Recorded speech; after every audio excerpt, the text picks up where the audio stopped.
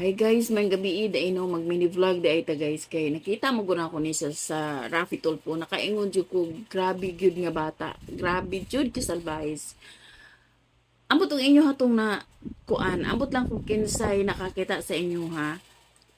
Kuan ni siya kanang ang asawa naghungkong unya ang iyahang bana kay nangabit. Og naa sa iyaha ang anak nila nga lalaki. Grabe ang pag-brainwash sa bata. As in, grabe. Di mo expected. Sa edad niya, ang atong murag 10 years old yata, ang bata, ang ato na siya. Grabe, jud. As in, sigaw-sigawan. Hindi ko katuo nga na bata. Huy! Dapat sa kato, kuhaon tong bata ato para ibutang sa DSWD bitaw para matarong siya. Kuanan bitaw siya kanang mamaymayan. Kay dapat to siya na intervention kay ngano grabe jud ang bata. Pakita na ko sa inyo hagisad ara. Mamatandaan mo yan. Hindi na kita mamatandaan mo yan. Nagkaroon ng babae ang daddy mo. Wala ka lang doon! No!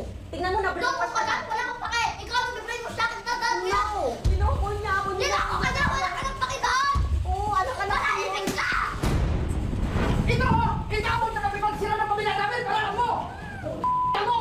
Kung saan nabili mo? Sino ang nabili namin ko? Hindi ba yung matanda na yan? Hindi siya! Hindi siya! Hindi siya! Huli ka na nga, huli ka na nga,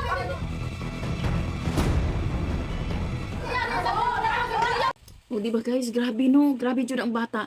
Grabe pagka brainwash sa amahan.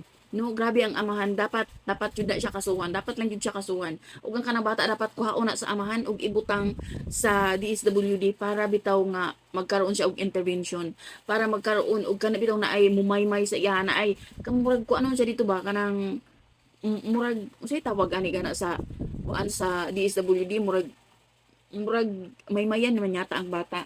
Murag hatagan na siya og kanang mapaliwanagan ba nga dili ing anak. Grabe gyud ang bata. Oy, grabe jud. As in gisabunutan pa niya ang katong tigulang.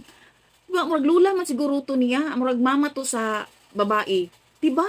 Gisabunutan pa niya. Grabe jud. Grabe nga bata, no? Grabe nga pagkabastos. Kana no dili na sala sa bata anong naing anak niyang kinaiya. Sala sa amahan. Nganong ihabi taong gitanom sa utok sa bata. Kana gitudloan niya. Grabe gyud niya pagka-brainwash. Huy, nakaingon ko pastilan kang bataa ka. Ing anak pa iyang edad. Grabe luoy ang inahan no, luoy kay ang inahan ay naluoy ko nagtan-aw sa inahan nga. Grabe, sus. Singgit-singgitan siya, sigaw-sigaw sa siyang anak. Grabe gyud gitudloan gyud sa amahan. Maayo yung pagkatudlo sa amahan. Dapat tong amahan ano ipapriso jud. Kay wa gyud wala sa ayos. Di ba grabe jud oy. Makaingon kag uy, ing anak na ba jud ang mga batan-on karon, mga bag-ong tubo karon. Sabagay di ko na to lahat to, no kay daghan ba yung mga buutan pod katulad sa kay na brainwash gid siya sa amahan niya no makahanlok mga bata grabe gid eh. So katura guys gi-share jud nako kay ngano nakita na ako ba nakaingon ko, oh my god, grabe nga bata, grabe kapag kabastos. So katura guys, thank you for watching, bye.